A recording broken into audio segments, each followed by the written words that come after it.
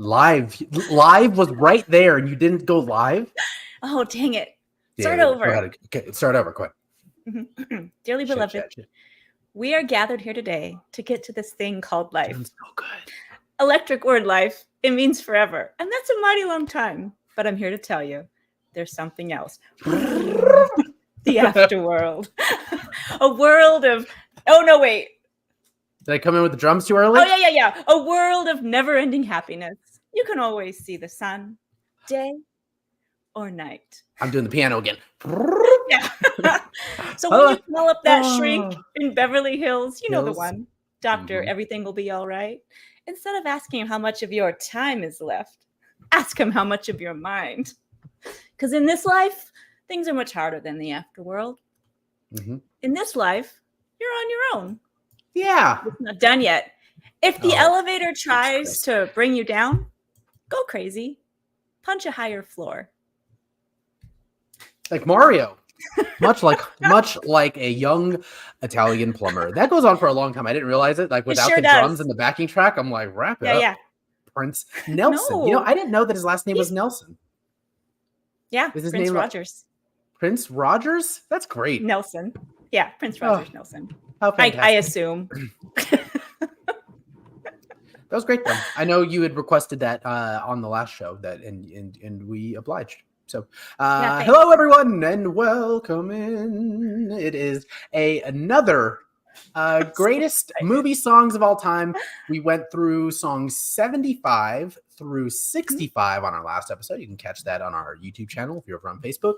That's episode 1. We are on episode 2. We're going through numbers 64 through 54, and we are using Billboard specific list. There's a whole metric that essentially just basically says, in order to be on the list, you have to have spent some amount of time on Billboard's top 100 list, and it has to have been released alongside the movie or created specifically for the movie originally. So, and it's it's calibrated. So that's like, it's not just like how many times it was number 1. It's like for all the, whatever number it was, they did whatever the formula is for that. So yeah, it was it's an interesting formula. You can go on, we've shared it a bunch of times and you guys can see it there, read it for yourself. But, this is an interesting one. We've been kind of chatting all week, listening to this music. Daniel's very clearly in the mood. Autumn's hair is doing. You're like ready for one of those photo booths with the lasers behind you.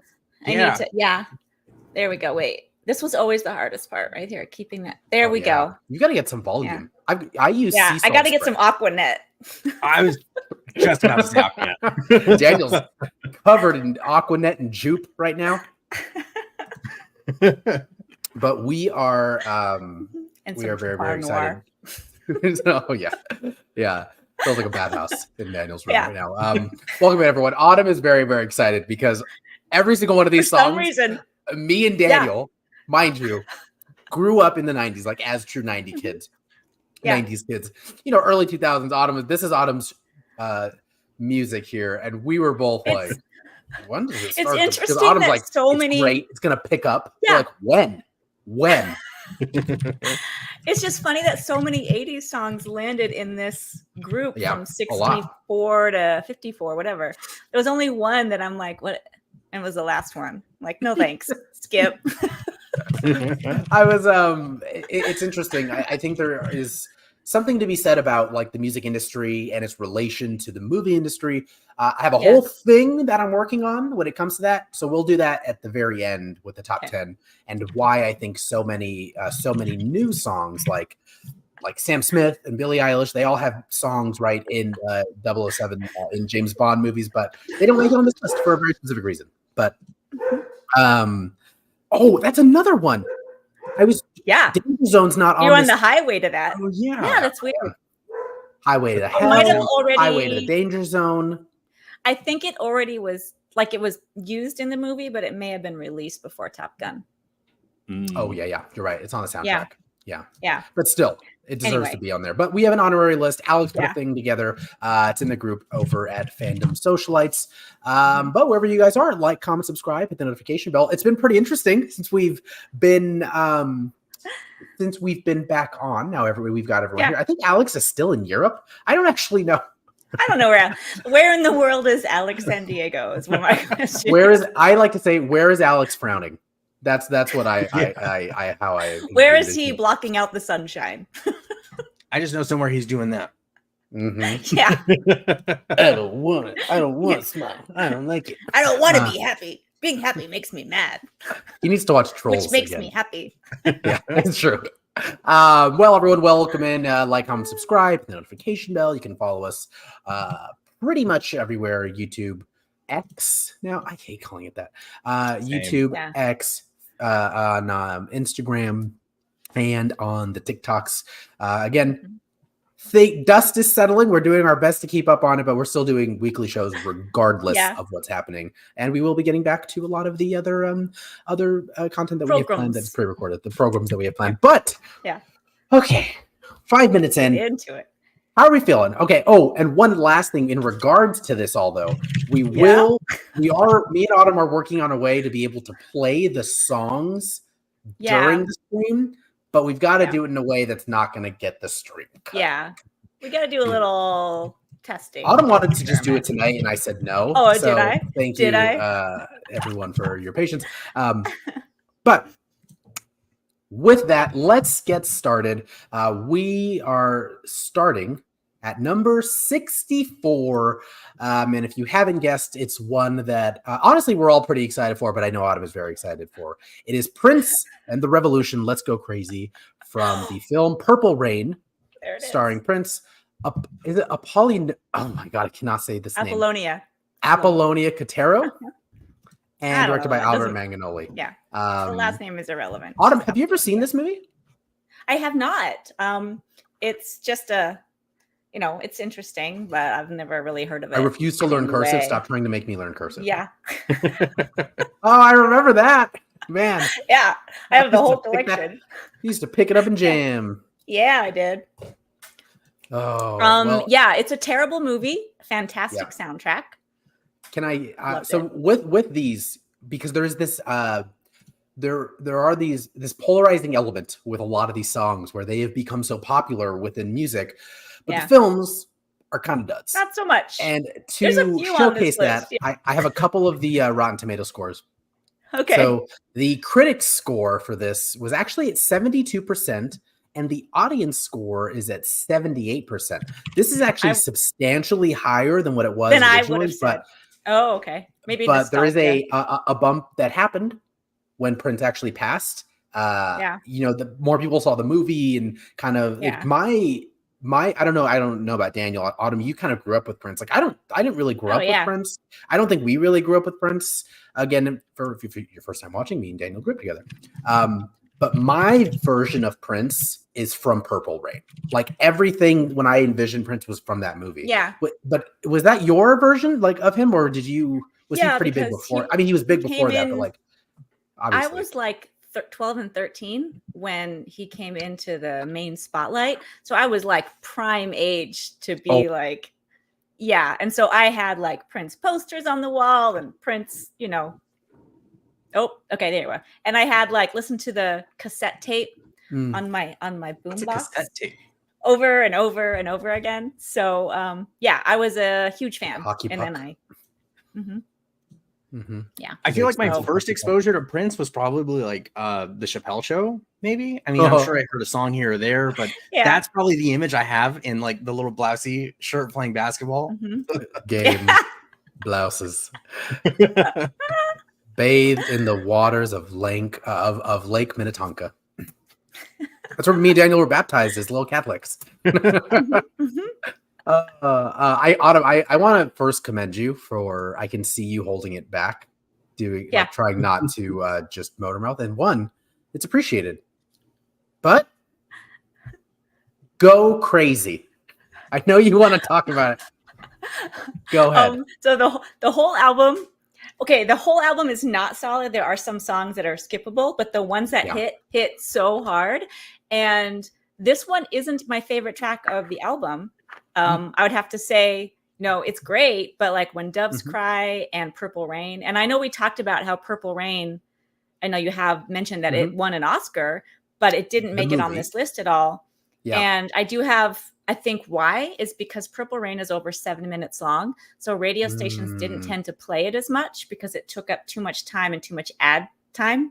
So it didn't get as much radio play as some of the other ones. So When Doves Cry was actually its most popular in terms of the Billboard Top 100. But, Purple Rain, just not as much. Didn't get played as much. Yeah, so the film Purple Rain was nominated for a few things, but it only won for the music. And it was only in technical skills. It wasn't awarded for any acting or directorial things. No. But the song Purple Rain won him an Oscar.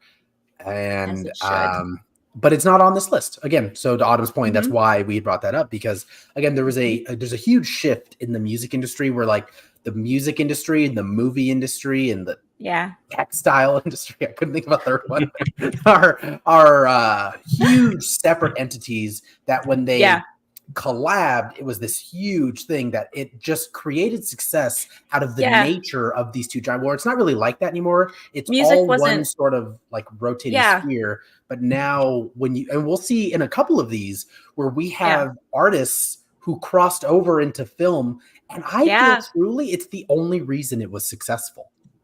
Yeah, I don't think if he was just an actor that wasn't a musician, it was playing Prince. If he was some other actor playing Prince music, I really don't think it would have been that successful. People went to see it because Prince was in it. And, Purple Rain is it's my favorite song of all time. It's my, Desert Island. I was the only one I need. I'll listen to it over and over again. So like, it's solid. And people went just to see a performance of that because it wasn't like there was all this concert footage available, all these ways that you can see performers now perform their music live. It wasn't a thing. And so like people went to see it over and over again just to see the performances.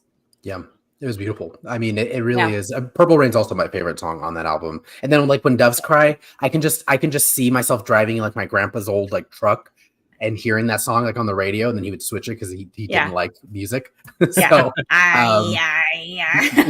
my grandpa was like the mayor from Footloose. There's basically a cover. Am I delayed? There's a or cover something? of When Doves Cry on the. I can't tell if it's me, like it's slowing down. I think it might be me. I think it is you because Daniel. Anyway, you're fine. On the Romeo and Juliet remake with Leonardo DiCaprio, they did a cover of When Doves Cry that is amazing, which I think is better than Prince's version. So you should check it out. It's really good. Who did that? Yeah, and that's saying a lot. It was Boz Lerman who was creating all the music. So he produced it. I don't remember the name of the boy. It was a younger boy who was doing the vocals, but it slaps. So you should check it out. It's really, really good. We gotta be careful with our young people terminology. We've had three different interpretation of the word bop today. So let's avoid it. All right. I wanted to give you your credence and your due time. Are we good with Prince? Did you just one last thing? Did you see that what I brought? Yeah. Oh, I'm gonna light a candle for you. It goes with all the guitars, and then I have Is there a shrine? Can we get a visual of that? I mean, it's not a shrine. That's true. It's like chaos magic that she's working. She's like, I'm just saying I could maybe bring Prince back. Possibly. If anyone can do it. We don't know. Prove I can't. All right.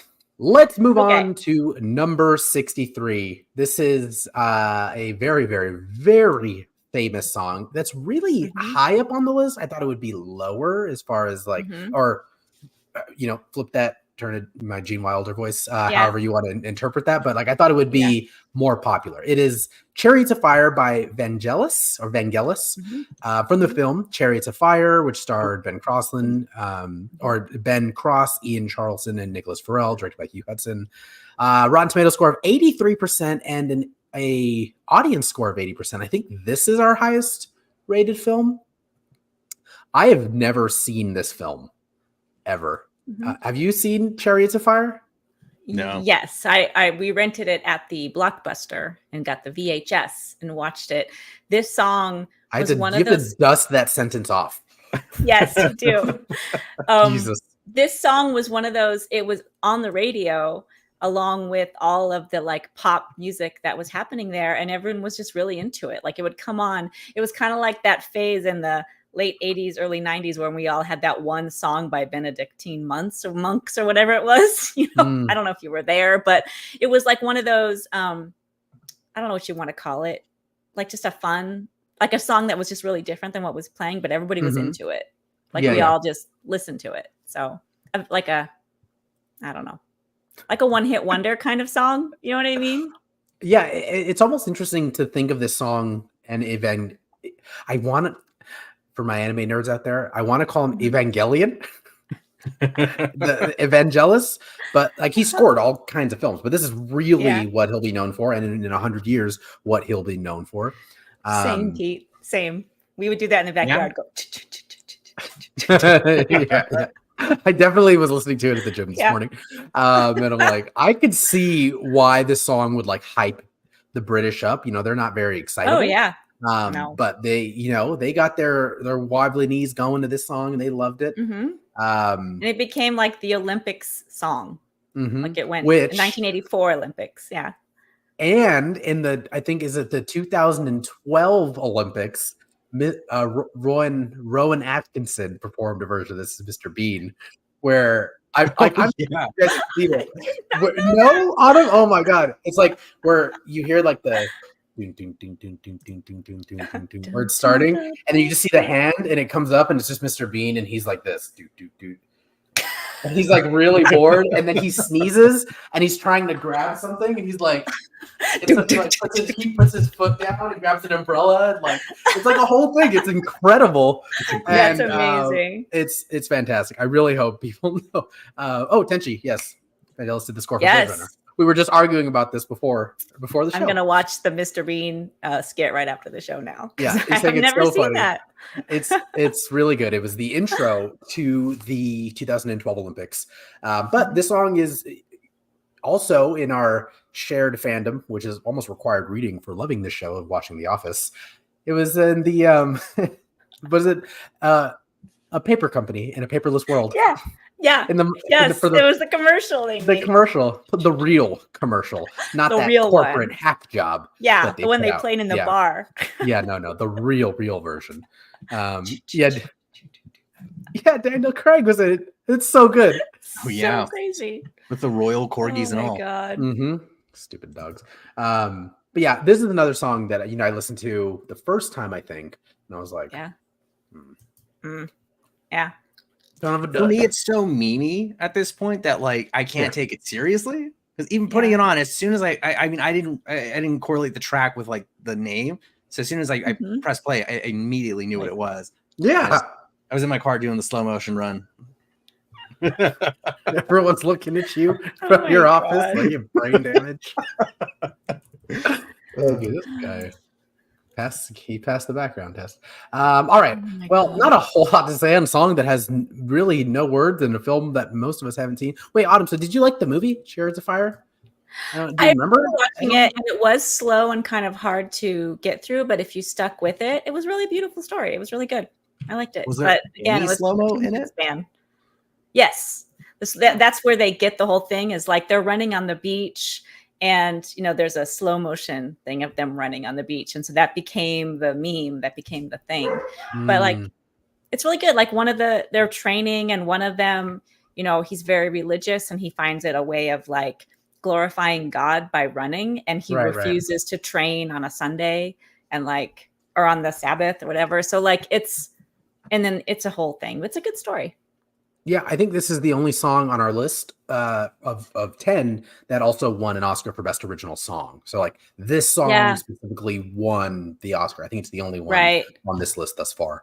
But yeah, it's a really good song. Again, by the time it got to us two at our age, like it was like memed to death. Oh yeah. So, like I would have loved to have been there when it came out, and you're like, what is this? Well, it was crazy because like you're going to play Cyndi Lauper and then Chariots of Fire, and then you're going to listen to Duran Duran and then Sting, and like it was just yeah. We were just like, okay. it explains why you're so eclectic. Yeah. Yeah, it does. That's a nice word for it. Yeah, let's go with Not ADHD, nothing. No, not manic. It's fine. Tenchi asked a really good question. Yeah. More impactful slow motion run sequence, Chariots of Fire or Baywatch? Yeah. Oh, Baywatch, I'd say. I think Baywatch. Oh my God. I'd say Baywatch because it probably. Mm-hmm. Well, was there a cultural crossover there? Like, did Baywatch ever do a run sequence to Chariots of Fire? Oh, that's a great idea. They had the slow motion running, and that was like their it would either be in the different episodes, but I think it might have also been in their title credits. But slow motion running was a thing because they had to catch all the bikini movement. Right. Yeah, slow motion running. I think it'll be Baywatch, and it's for one specific, two specific reasons, and it's Pamela Anderson. That's why it'll live in the halls of infamy. But not to be too, me, hyper masculine. Oh yeah, such a dude. All right, Dad, Brad, and a Chad. Dad, Brad, and a Chad. Someone's going on 8chan again. Let's go on to number 62. For as short a time as possible. Yes, this is just Love on the Rocks move on. by Neil Diamond from the film The Jazz Singer, starring Laurence Olivier, Neil Diamond, and Lucy Arnaz. It was directed by Richard Fleischer. Had a Rotten Tomato score of 26% and an audience score of 69%. By far the lowest rated film on this list. It's hard. And also my least favorite song. I think I watched like 20 minutes of that movie because it came out in 81 or something like that. Yeah. And I watched it a little bit, probably in the mid 80s. And I was like, I'm out. Like it was just. Yeah. It was the new year of 81. Fest. Yeah. I mean, I was thinking about this, and when I'm thinking of some of these artists from the 80s, right? Because now everything is so polished, and it's like everyone's got a niche. Like, I don't think Neil Diamond today would have made it past like the second round of American Idol. No, I don't think so either. I don't get it. Like, and this might be up there with my I don't know, with my Ghostbusters hot take, but I don't find Neil Diamond charismatic. I don't like his music. Sweet Caroline and Crackling Rose and Song Blue. That's Neil Diamond. Well, he did have great ones. Forever in Blue. I Said. You should listen to that one.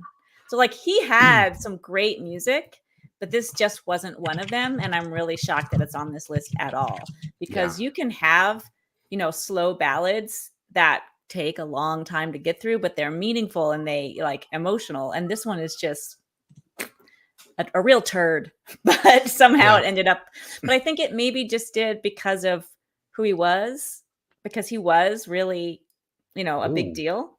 Hot take. Come on, Kenchi. Caroline is one of the worst songs ever recorded. I don't agree with that. I think it's the only song that I'm just like, okay, it unites people across colors and creeds everywhere. I think everyone knows. What about America? Like everywhere around the world. That's a good one. Honestly, for the longest time, and until I was 18, I could have swore that was Bruce Springsteen. No. He's got at least like 8 or 9 songs that are solid that I listen to, and they're on my playlist, and it's fun. But this song does not help his case. Yeah. No. This was a remake. This is a third remake. This movie has been remade a few times, and I'm going to assume that it's going to be remade again until like they get it right with Timothée Chalamet or something. Same with A Star Is Born. Star Is Born has been made like 3 times, and and then Gaga and Bradley Cooper did it, and they're just like, we're good. Like, we got some Oscars. We're good for another 10 years before we need another version of this. Freaking Romeo and Juliet. Yeah. Before we move on, Pete Tana says, my mom saw Neil Diamond play in Waikiki when he was just starting. She said he had 0 riz. Yeah, I believe that when he got started. I think he looks like a Muppet to me. He does. Like he looks, but I mean, like a benched Muppet. Between 72 and I would say like maybe 71 and like 79. Like he was in there bringing some some solid music. Yeah. No, I'm not denying that he wasn't like important. Yeah. I'm speaking just personally, unless I'm allowed to speak for the entirety of the show. You are not. But then just on this side of the box, not a fan.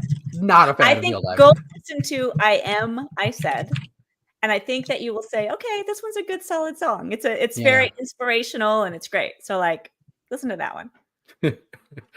I just want to say hi to Miguel. Hey, what's up, dude? how's it going? What's your take on Neil Diamond?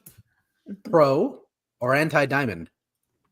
But if he looks, Mui says it's right up there with "Don't Stop Believing" is one of the most overplayed, one of those overplayed to death songs that need to stop. That's coming from a Journey fan. Yeah. I get that. That's right. I get that. Yeah. Yeah. All right. It's a fun bar cover band song. Like when you go bar and someone's playing, they play "Sweet Caroline." Everyone gets into it and it gets the energy up. Yeah. A song for drunks. It's a song for drunks by drunks. So, correct. All right, let's move on to number 61. One of the more decisive songs on this list. It is "The Glory of Love" by Peter Cetera from the Karate Kid 2, starring, of course, Pat Morita, Ralph Macchio, and Patty Johnson, directed by John G. Avildsen. Rotten Tomato score of 45% and a critic score of 52%. Yeah. Another one I didn't like at all. But I've heard this before. The song or the movie or both? Well, I mean, the movie is like it's the lesser of the Karate Kids. Yeah. I don't know why I give 80s movies more of a pass than 80s music. Thank you. Thank you. It's you like guys know what's up. No. Oh my god. I'm so sorry. I am the man. Yeah, like, and then I loved watching I watched it live. He does kill it live though. He's great live. Like he owned the song. But like watching all of the compilations of like the dry fades in and out of like Peter Cetera's face and then into Ralph Macchio's face. Yeah, like that was a thing back then. If it was a movie song, they would like superimpose it on the video, and they did that exactly here. I'm like, oh yeah, that was the law back then. It's also like the fact that this played in the movie like a few times, instrumental, and then just the lyrics. And then there's the point where I forget, what is it? It's Mr. Miyagi's brother or something in that movie. Yeah. Where he's like, because they're in Japan, right? Yeah. They're in Japan. They go to... And like the log That's true, Owen. The log is on him and he's like, and he breaks the whole log and saves him. So good. I just rolled my eyes and I'm just like, the 80s deserved each other. Yeah. The 80s movies and music deserved each other. Correct, but I think we mean it in different ways. We do. But you're right. We do. Yeah. But we're in agreement. Because you were talking about Peter Cetera, I do love Peter Cetera in Chicago. It's one of like my dad's favorite bands. I mean, that's now one of my favorite bands, but like his solo stuff, granted, I've only listened to now like 4 or 5 songs. I'm like, dude, go outside. Like, Can I tell you about my experience with this song? Oh, please. He had his no, you can't. He had his solo career, and I believe this was his first album, Solitaire Solitude or Solitude Solitaire.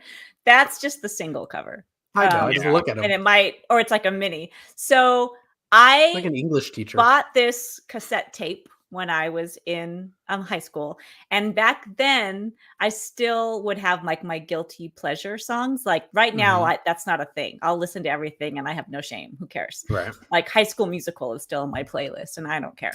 But back then it was like embarrassing for me because I didn't have that thing yet. So I would play it really loud in my car, but then like roll up my window at the stoplights and like turn it down and then like crank it again when it's time to go. That's like the opposite of that Office Space. Yeah, exactly. And I'd be singing it with my whole soul while I'm driving, and then just same thing, Office Space moment, turn it down. Now I'll still sing it with my whole soul. Great song. This was the turning point in the list for me where the turning point. This was the turning point where I listened to a lot of these multiple times, probably 4 or 5 times through. I listened to this 3 times before I was like, I get it. I get it. I don't like it, but when I'm in it, I'm like, oh, I am in this. I like how he hits those words like "I am a man." Yeah, he said, the way "Damn, Your Honor." No, Like the way he says like honor, he reminds me of Steve from American Dad. And it's very like you have to do this when you're singing it. Like it's so good. And watching the music videos, everything, it helped because I was just like on just a dry listen. If you've never heard this, it's like, oh yeah. But putting it all together, it's pretty good. It was very montagey. A lot of this music, I can see it being just a montage in a movie. Yeah. It's the type of song that would play in a movie about an American kid who goes to Japan and fights the Japanese in a karate tournament. That's what it's Pete, about. You're right. The 3 Men and a Baby. Oh, that was a great soundtrack too. Oh my gosh. It's a great movie. So fun. Had that Gloria Estefan in there. It was great. Yes. Yeah, that is what it is. Yeah, especially the music video. It wasn't even, they weren't even trying to sync it up. He would just go. No, they didn't care. And just put it wherever. They're like, Peter's got to go. Peter's got a contract and somewhere to be. Yeah. So again, another good song on a not well reviewed movie. Speaking of which, you want to crank that up to 11? Let's go to the next one. I lied. This is my least favorite. Song quality and movie quality is the biggest gap here. Yeah. So up next at number 60 is Phil Collins' "Groovy Kinda Love" from the film Buster, starring Phil Collins, Julie Walters, and Larry Lamb, directed by David Green. This doesn't even have a score from the critics, but it has an audience score of 52%. I mean, this. No way. I watched about like 15 minutes of this movie. I watched the music video. I watched the live performance. That's usually what I do. And I watched the trailer. Yeah. It never got better. And then when it comes back around, it makes everything worse. Yeah. None of it's good. And Phil Collins is great, but like this was a mistake. To be clear, we're talking about the movie. I'm on board 100 times for the song. Like, sign me up for the song over and over again. But again, this was like high school for me, and like going to high school dances and like playing the song, and like you slow dance with someone and you fall in love for 3 minutes, and like it's like this is the most amazing romance that has ever. Okay, bye. It's like I can't believe you're graduating next year. Summer's gonna be awesome. It wasn't. I loved Phil Collins in this whole phase. Super cheesy, super basic. I loved it. Yes. And I was like 100% on board for everything Phil Collins did in this era. It was all really cheesy and I loved it. Was this pre-Genesis, post-Genesis? Definitely pre-Tarzan. Yeah. So this is Elton John had that same kind of phase too, where he was playing like really kind of, it was not groundbreaking in any way. He wasn't like changing the face of music. He was just like, here's some pop. And that's what Phil Collins was doing after Genesis. And I'm like, he's getting the bag. Yeah. That's what he's doing. Bag secured. Elton John looks expensive. So that's what he's doing. A movie I'll never watch, but I listened to the song a few times. What did you think? Like, Daniel, was this the first time you had heard this song? Yeah, first time I heard the song. And I don't think I've kept it a secret. I hate ballads. So the 80s are real. Daniel is not a ballad. This whole run was probably terrible for you. Today's episode was rough. I was just like, oh, another ballad. So many. We have 4 in a row. 4 in a row. But I do. And you start with Prince. And it's like then ballads. I'm like, oh god. Yeah. You get your highest sugar, and then you got to take your meds, and then you get a little sugar towards the end of the list. I will say, I don't think I've ever seen Phil Collins with hair.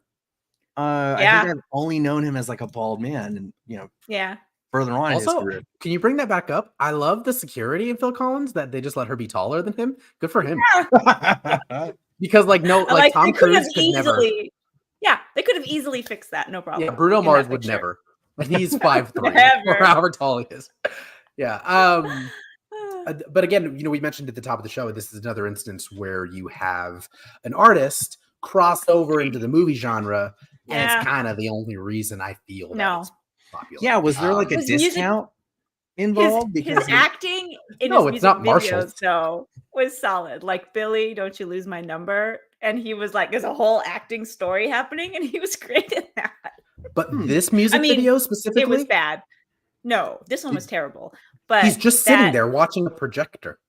Yeah, no, it was terrible. He's watching highlights of the movie. He's watching what's that guy's name who does the minute by minute breakdown of Marvel movies.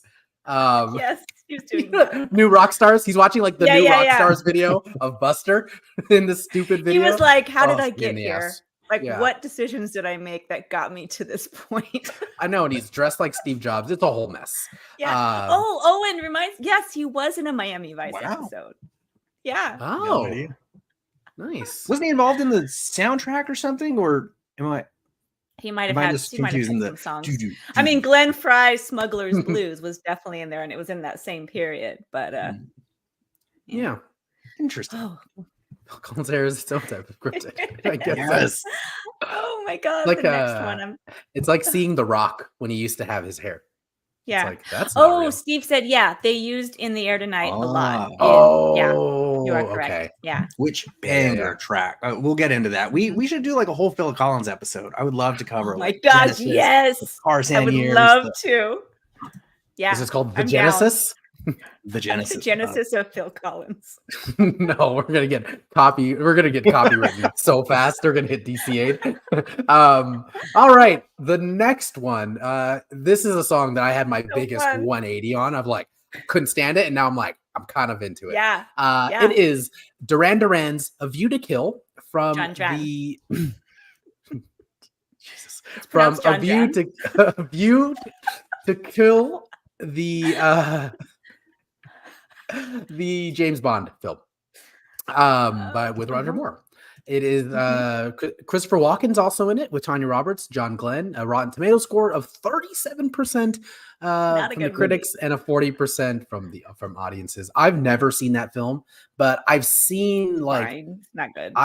I watched a 35-minute video once of like all the 007 lore you need to know. Oh, okay. Oh, wow. I thought you meant just about this movie. No, but it was so funny. It was like this smash cut of all of these movies. And they're just like, and then you have the 1987 of View to Kill.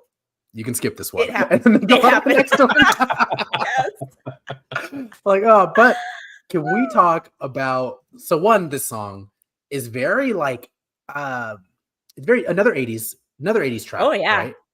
Very industrial. Though, very different than everything else. Like, I didn't particularly love it. Daniel, I'm curious about you, but like, it was a welcome difference from the string of ballads we had just got. Yeah, 100%. It's very Duran Duran, like that early 80s rock. You know, I think Sirius XM calls it cassette tape rock. It's like it's a whole little like niche era. There you go. I dug it. I enjoyed this one because it wasn't like a power ballad. I was getting tired of it, so it was a welcome change. It was great. Yeah, it was. I was a big fan of Duran Duran at the time, so like this was great. I was super into this song, and I'm gonna embarrass myself. What's their big? His name is Bon, Simon Le Bon. Simon Le Bon. That was so dumb. I loved it. Hey, aren't you? And then all the floating cameras. Yes. Like, oh my God. And like the story of the music video of like the model and the photographer who's stalking. I mean, it's just amazing. And I'm like, I was like, Roger Moore is going up the stairs. Is he shooting at you? Because then he's like, what's happening? He like shoots it there and he's just like hanging over the ledge. Like, I was like, should you be running? The story makes no sense in this music video. Stupid. Just like the movie. It's so dumb. It's dumb. What is Duran Duran's big famous song that I would know? Hungry Like a Wolf, or Hungry Like a Wolf. Rio, like damn, Hungry Like a Wolf is what I'm thinking of. I couldn't think of the name of it. Big Fat Liar with Paul Giamatti. He's like dancing before he jumps in the pool. yeah. Jeez. The Reflex, yes, that was a great one. That was one of Wild Boys was okay. I liked it, but Girls on Film, terrible. But The Reflex is great. Are these all albums? That's my favorite Duran song. Are these Roger Moore films? Yeah. Are we talking Roger Moore now? But listen to The Reflex by Duran Duran. that's how they pronounce their own name. And so like, and the time.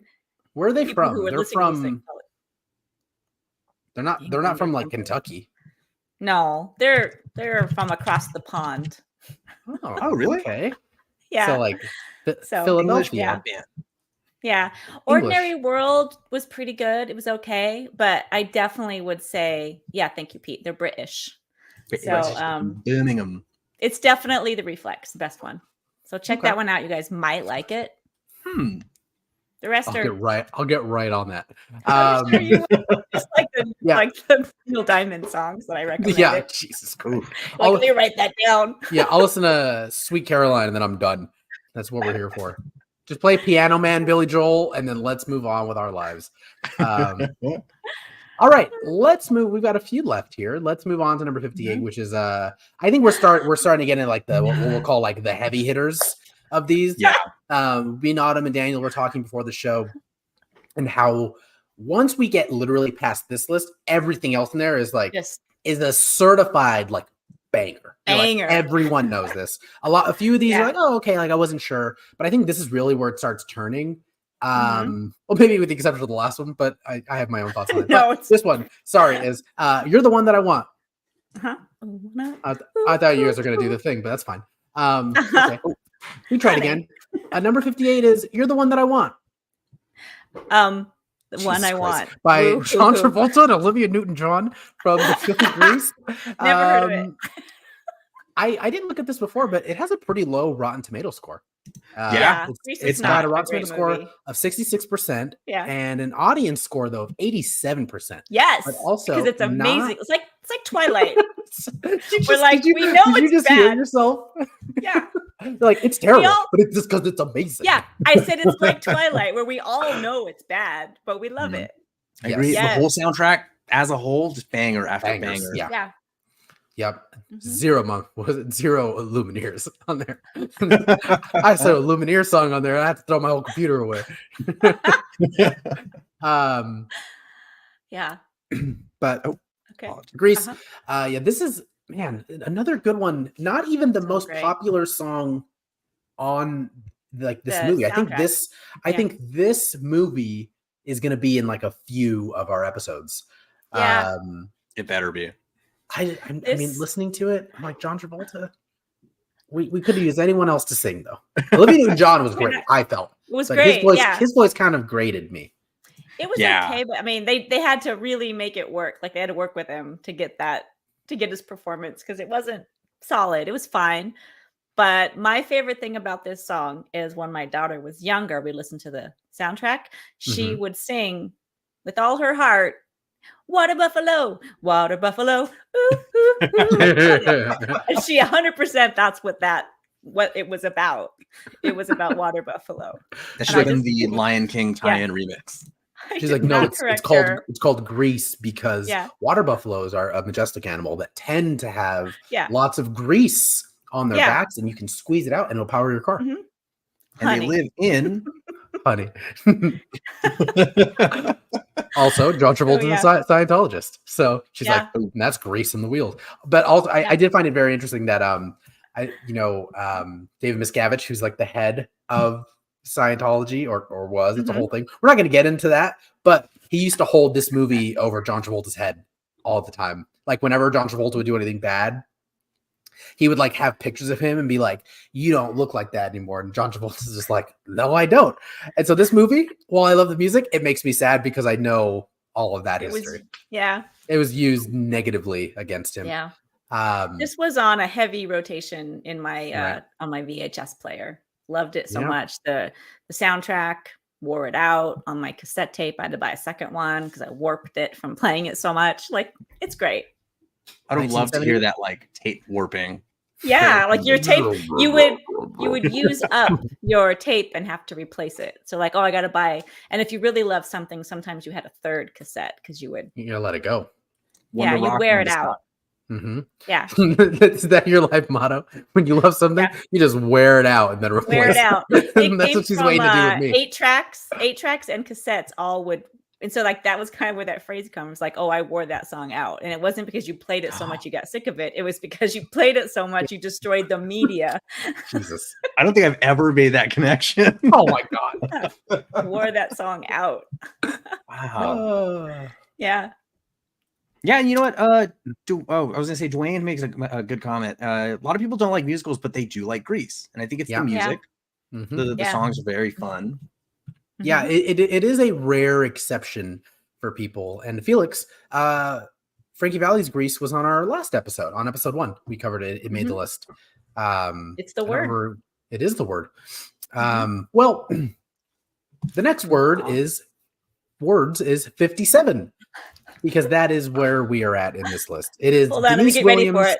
Hold on, I got to get ready for it. Okay, go ahead. All right. Do you want to do? Let's hear it for the boy. Yeah, let's hear it for the boy. From so your voice. I was trying to do it, Joan. No, it was perfect. Style. It was perfect. It was exactly like how I hear it, because I hear it as damn it, what's her name? Starts off okay and then it gets really bad. Jane Calzametta from Parks and Rec. Yeah, Jane Calamezzo. Jane Calamezzo from Footloose. No, she's not from Footloose. This is a song by Denise Williams. It's called Such a great soundtrack. From Footloose, starring Kim Bacon, Laura Singer, and John Lithgow, directed by Herbert Ross. Has a Rotten Tomato score of 68% from critics and a 61% from audiences. So, like, pretty average. It's like a pretty average film. I haven't seen this movie in years. I saw this movie in 6th grade. That's a lot. They rolled in the video. Scene in it. I know. I don't think our teacher knew or cared. She was not in the room. It reminds me of when my mom rented Fast Times at Ridgemont High for me and my friends when I turned 14 and had no idea. Oh my God. That was a pretty graphic couple of sex scenes in there. And she was in there.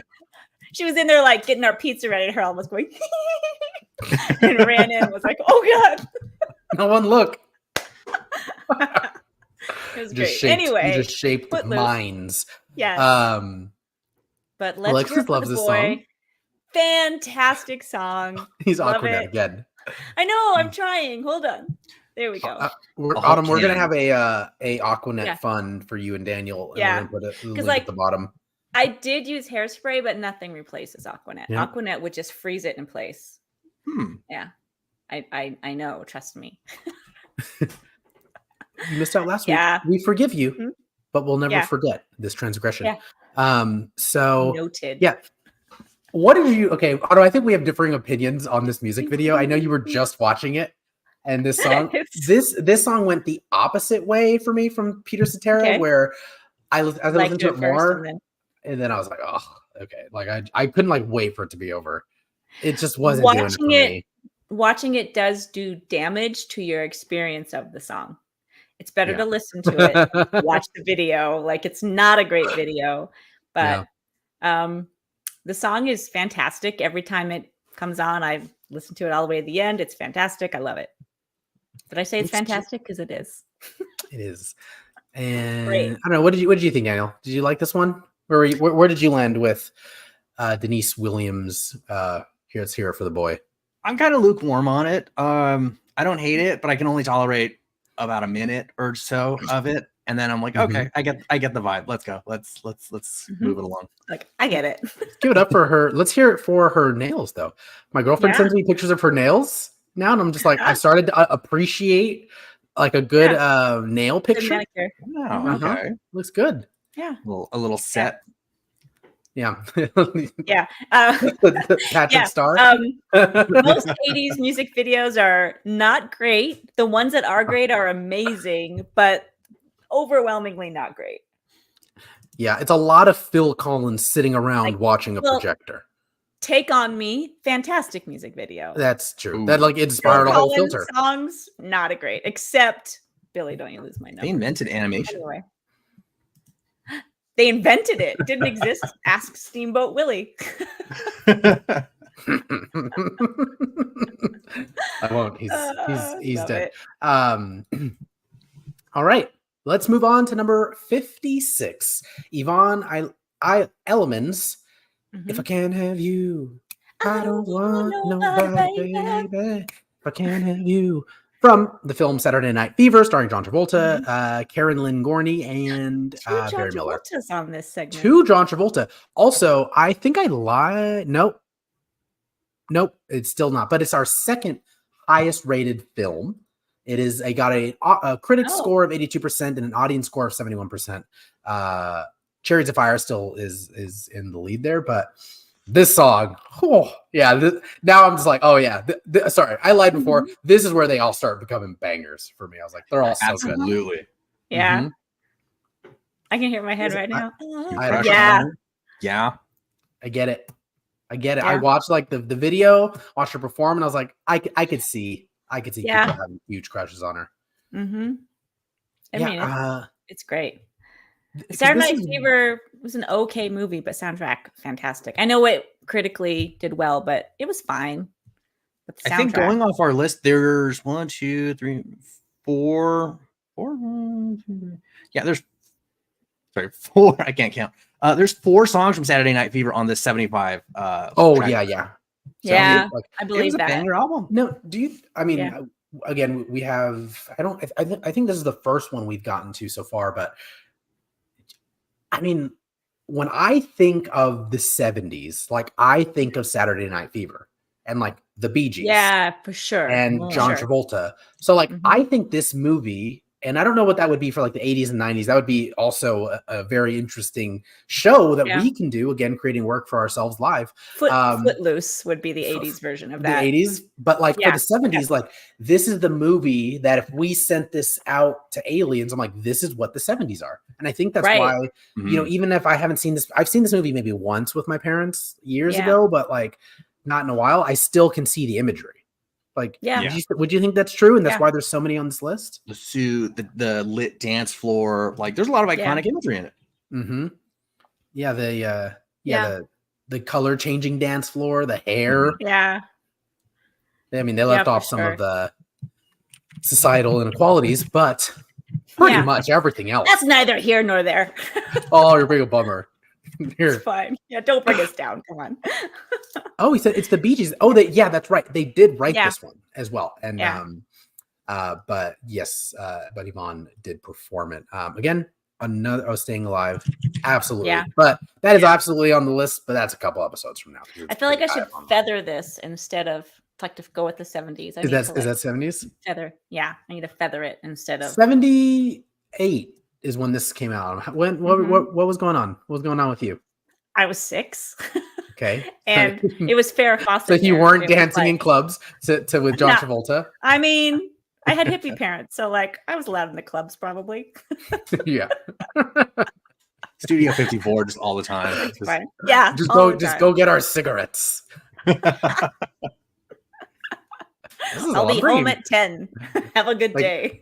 Yeah, I used to just have a backpack and they used to just put flour in there. And I would just take flour all over to people in my little backpack, just wrapped in duct tape. I was like, this is a weird way to wrap up flour, but that's interesting. It was a year after the Star Wars. Little throwback from Owen. Take Mountain Dance Party for sure. Oh my gosh. Absolutely. Damn it. Let's all go to him. Super deep cut that I think is not our own IP, so I don't think we can even sing. No. So, yeah, this is a way to alienate our audience. So let's just even further. Well, speaking of movies that tended to alienate people, let's talk about the likings of Elvis Presley, someone who alienated everyone in his life.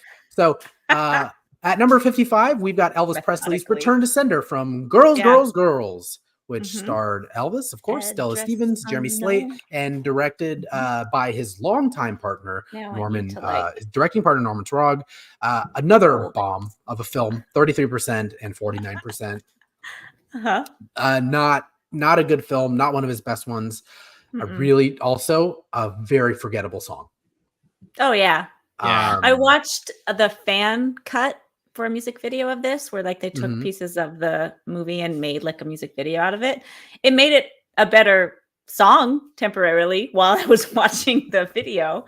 But it made it more interesting, but it was, I will say I feel like it was weird for me because like lyrically the song is very good at storytelling, right? Like there's little thing going on. Whereas like, I don't know, I feel like everything else, it was kind of flowery. Yeah. Yeah. Maybe just very unlike Elvis. Normally he's a lyrical genius. Sorry, no Elvis hate here, but Elvis is a handsome dude. Guys, you following that? Yeah. I prefer Jacob dude. And well, the thing too is like he brought that sex appeal that wasn't alive or wasn't allowed at that time, and he brought that. That was why they all went nuts for him, was because of his whole vibe, more so than his music. It was the energy that he radiated of being this sex symbol. So I think he was fine in the face. He was a little like handsome Squidward. You know what I mean? A little bit, like it's a little too much, but his whole persona and energy that he carried himself with was what made him more attractive, more so than his face. It does remind me of like, in Shrek 2, when Shrek becomes a person and handsome. It does look like that. If Mr. Potato Head became handsome and a real person, that's what he would look like. Mr. Bean. If Mr. Bean became handsome, it's like this is how Rowan Atkinson sees himself. Yeah. Again, just a very forgettable song from obviously one of the most unforgettable human beings that's ever lived and worked in music and television. Also not the best portrait. Young absolutely. Like Elvis when he's like out of the military, when he's like 21, 22, objectively can get it 100%. Yeah. Hundo P. Little hands of Squidward for sure. All right, well, if we're ready to move on, also the trailer for Girls, Girls, Girls is terrible. Do yourself a favor and watch it. Let's move on to number 54, which is the last one on our list. We're making pretty good time today. I'm really proud of us. I'm taking out my scrunchie in protest of this song. Number 54. This is Check on It by Beyonce and featuring Slim Thug, and I think Bun P is in this as well, from the 2007 film The Pink Panther, starring Steve Martin, Kevin Kline, Jean Reno, and Beyonce, of course, directed by Sean Levy. This was like one of Sean Levy's earlier direct. I did not know that. I know, I didn't either. I didn't like put it together, and I was like, oh, different Sean Levy when I wrote this, and I was like, oh, it's the same freaking Fall Guys and Free Guy. It's him. So terribly reviewed movie. It did not do well, which is so silly. Disappointing. I love this movie. Yeah, I like it as well. Movie. It's definitely not quality, but it was fun. Yeah, it was. Something. It was. Rotten Tomatoes score 21% by critics. I think this is the lowest rated critical film. Yeah, it is. But an audience score of 51%. And it's like, man, like Steve Martin, Jean Reno, like some of these actors who were incredible, but it was just like so campy. And one of those films, I don't know if it is similar, but when people say like the Back to the Future argument of like, you can't remake it, it'll never be the same, it'll never do well. I think that Pink Panther kind of had that. This is what it would have been like if we tried to make Back to the Future again. You know what? I'll be honest. I was trying to redo this with like Charlie Day or something. Something goofy. If you lean into it being cheesy and bad, then it could be fun. Yeah, I feel like I don't know, maybe like a Melissa McCarthy movie, something like that. Yeah. It also, I remember watching this and being like, why is Beyonce acting? Like, she's not like good. And then when, in other films, when she acts and she's like campy, it's like, it's really funny. But in this, she's like trying to like act, and it's not very good. But the music video for this it's pretty boring, but it's a lot of Pink. It's very Barbie. I learned this term at work, very Barbie coded. Something being coded. Barbie coded this movie? Didn't know Barbie was a coder. Barbie really can do anything. You're muted, pal. There you go. No? Yes, there you go. Oh, now I'm delayed. For sure I'm delayed. Yeah, but your audio mic is switched off. over. Like your mic switched. Yeah, I don't know what happened. Check your audio settings. I'll be right back. I will say this was the most like generic pop, hip hop kind of totally forgettable. It could have been Could have replaced it with any number of similar songs, and I wouldn't have noticed. No, agreed. I feel like this was something that she probably had, on the back burner. And when the movie came around, it's like, oh, we got something. And sure enough. Yeah. Yeah. I didn't even get to the end of it. I was like, I get it. It's fine. Yeah. You back? I think so. Say words. Yeah. Better? There we go. Okay. But you're delayed. It's weird. Yeah. It's fine. It's like the We're Peter at the end Cetera of it. song. Music video. Just what about my honor? Oh, you're back. You're okay, synced up good. again. I'm back. Yeah. Hello. We're back. Mm-hmm. Okay. Yeah. I like this song, but also like after all the ballads, I'm like, it was nice to have a little R&B and hip hop in there. Sure. I just think it was little so melanin. Generic. Like it was really generic. Like it was fun. It was fine, but I found it to be forgettable. It actually, so it did super well. It was at number 1 for 5 weeks. Wow. It was the number 1 song on the Billboard Top 100 for 5 weeks in 2006. Supernatural had only had 2 seasons thus far. That's crazy. That's what I'm saying. Single digit years. Mm-hmm. Mm-hmm. And this is also like where it starts to, all of these songs start like dominating the Billboard Top 100 lists. It really starts here as well with the song. If you had, you wouldn't remember. Nope. Participate in the show at Fandom Social and listen to it. We also we were making a playlist and we'll release them all together with everyone. I should probably just do it. We can probably just do it now. But it is an interesting song, but it is super generic. Like definitely, again, shout out Beyonce. She's just getting the bag. It was fun. Like I said, it's a fun song, but like when you're done, you're like, I don't remember the song already. Same. I think she had also. I was checking because I. You're muted. Lost him. What is happening? There you go. I will say. Okay. Is he back? It's weird. It's like, okay, you're back now. Okay, I'm back. How I personally measure the success of these songs is how many times some of these artists played the song live.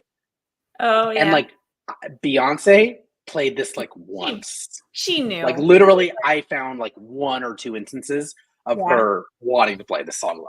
Yeah. She played this when we went to go see her in Vegas like last year. Well, I didn't know about that.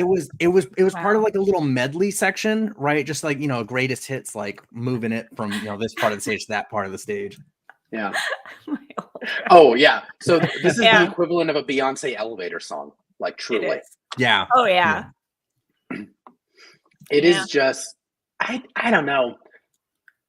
I guess I get it. Like it's Beyonce. I mean, this is Beyonce. I mean, she's at the height of her powers now. But like, right. And I think whatever she put out for a movie would have done well. And Steve Martin's sex appeal alone will get it. Any song to the top 100 list. That man's been rocking gray hair successfully since like the 1930s, maybe. Yeah. Yeah. I get it. He's everything I want to be.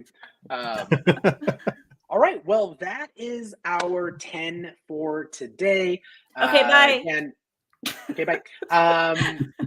Running through them super quick. Prince and the Revolution's Let's Go Crazy. Vangelis's Chariots of Fire. Neil Diamond's Love on the Rocks. Peter Cetera's Gloria Love. And I'm torn on that. Phil Collins' Groovy Kind of Love. Duran Duran's A View to Kill. John Travolta and Olivia Newton-John's You're the One That I Want. Hoo, honey. Denise Williams' Let's Hear It for Boy. Von Elliman's If I Can't Have You. I Don't Want Nobody, Baby. Elvis Presley's Return to Sender and Beyonce's Check on It. I also wanted to ask, because I didn't Google this because I thought of this right before the show. What does Check on It mean? Like, what does Check on It mean to you two? I think it's a generic, like, that sounds like a thing. Like, it's just great point. Yeah, hang on.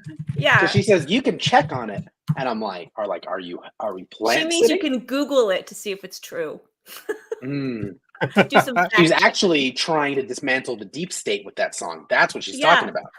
I get this it. is the height of the Beyonce Illuminati rumors. Yeah, it is. Not that they've ever really subsided, but I think does it mean like? I think it has something to do with a butt.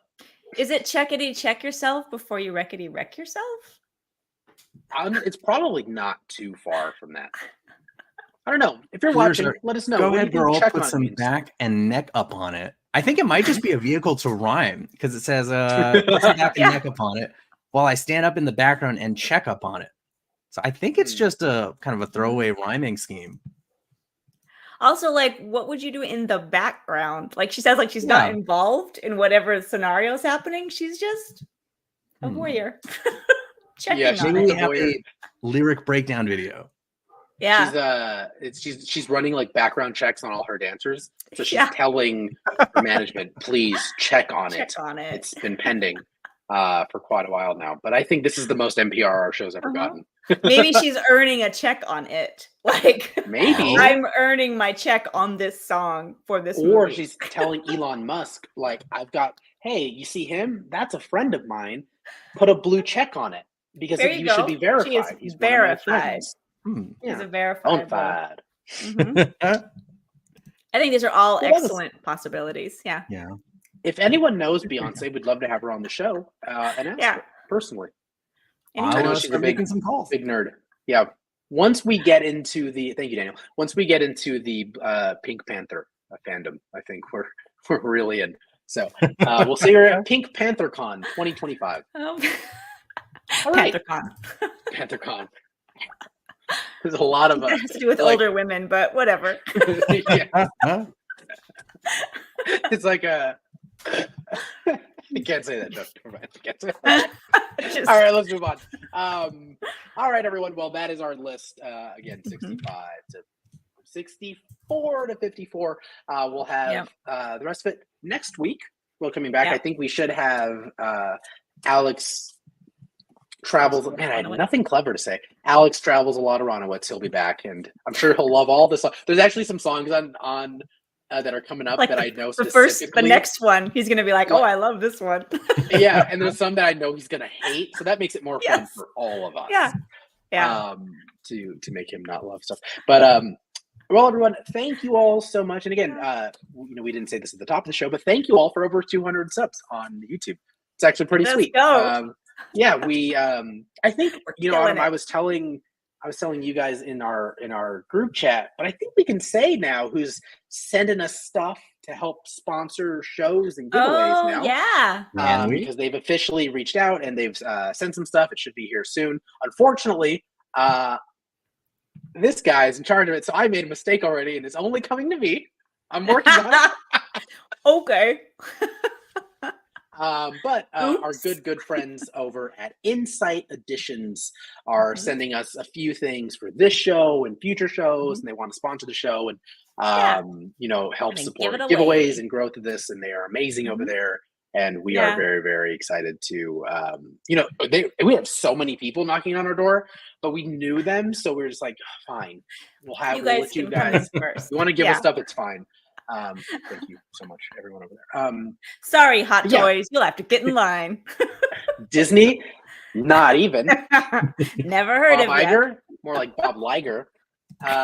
So we're very, very excited to work with Insight Editions. They're going to send some stuff. We're going to be reviewing some more stuff on this show for them and giving a bunch of stuff away in order to bribe you guys. I can say you guys got a pretty good chance of winning. Let's just say that. If you're watching, your odds are pretty good. So Insight Editions. They have great books. Go to insighteditions.com. We are working on like an affiliate link and all that kind of stuff, but we're very, very early stages of this. But they are amazing, and I got a lot of really, their really stuff cool around here. We have a lot of their stuff everywhere. We are huge fans, and they're sending us some cool stuff to give away. So we're 3 people away from. We're going to do separate giveaways. We'll do a giveaway for our YouTube channel because of the 200 subs, which I did say, and then we are also going to do a giveaway in our Facebook group. Once we hit 300 people in that group, we're like 3 people away. So just we'll do a giveaway. Grab your Pop's phone, grab your Mima's phone, put them in the group. If they win, you can just take it. Or inherit it eventually. Just say, "Oh, ship it to me. I'll give it to my Mima." Natala's watching. We'll just rotate wins. Yeah. Exactly. That's why I said you guys got a pretty high chance of winning. That's all I'm saying. Not bad. Your odds are not bad. But again, with all that, everyone, thank you guys all so much for everything. It means the world to us. We'll be back next week, next Thursday, 6 p.m. PST, 9 p.m. Eastern, with numbers 53 to 43. The numbers are hard. Yeah, they are, because we're doing 11 each time. 11 each time. It's not going to work out. At the end no, it's not. We're going to be like, here's our last 3. It's going to be a 12-minute episode. I can't wait. So we'll be doing that next week, everyone. But thank you all so much. Autumn, let's hear it for the U. Daniel, certified gremlin. Nice. With I like your Prince aura. That's how I imagine Prince all the time. Yeah. Like but it glows out of him. Yeah. Right. There's no lighting. An aura. Yeah. Yeah. It's like, oh, it's beautiful. It's an aneurysm. Thank you guys so much. And the fighter of honor. I know. Dun, dun, dun. I'm gonna listen to that song again. It's a certified banger. Yeah. All right, everyone. Thank you all so much. Have a wonderful night. Like what you love what you like, and remember, go watch Pink Panther. It's not as bad. Don't listen to Autumn. Pink Panther. And you guys, great. We hope you all have a groovy kind of love. For a song called